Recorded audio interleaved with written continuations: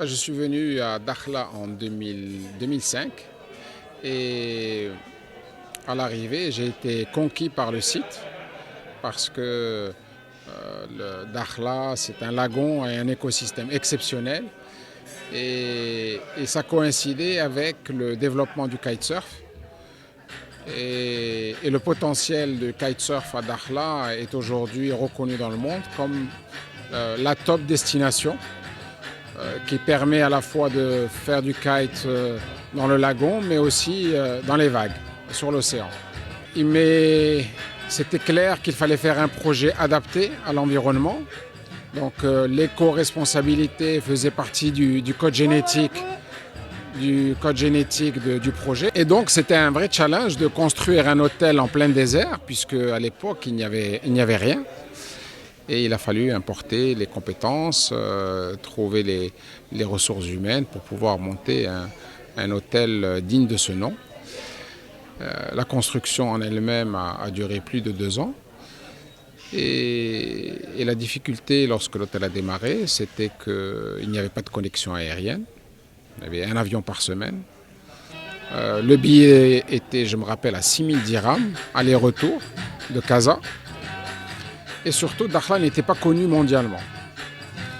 Donc la solution a été l'organisation du premier championnat du monde que nous avons fait en 2009, qui était un vrai challenge parce que les riders étaient assez réticents de venir au Maroc. Mais on les a convaincus et depuis, chaque année, le championnat a pris de la hauteur. Et nous avons eu la confiance de Sa Majesté qui nous a donné son haut patronage pour cet événement et confirmé par donc le développement de ce sport où nous avons eu jusqu'à 120 athlètes qui ont participé et qui en font aujourd'hui l'événement le plus important de la compétition en termes de destination.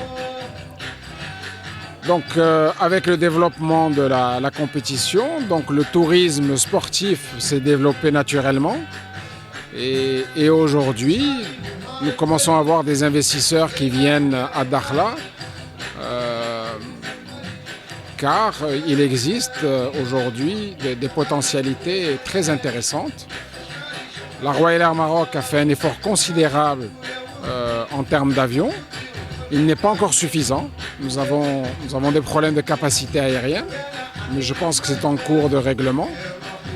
Je dois aussi rendre hommage à toutes les autorités locales qui ont toujours répondu présent et qui ont créé vraiment un écosystème totalement sécurisé qui était important par rapport aux jeunes riders qui venaient ici découvrir la région et qui ne connaissaient pas Dakhla et qui ne savaient pas où c'était. Donc tout ça a contribué à faire que Dakhla est une destination aujourd'hui phare, sûre. Nous n'avons jamais eu aucun incident.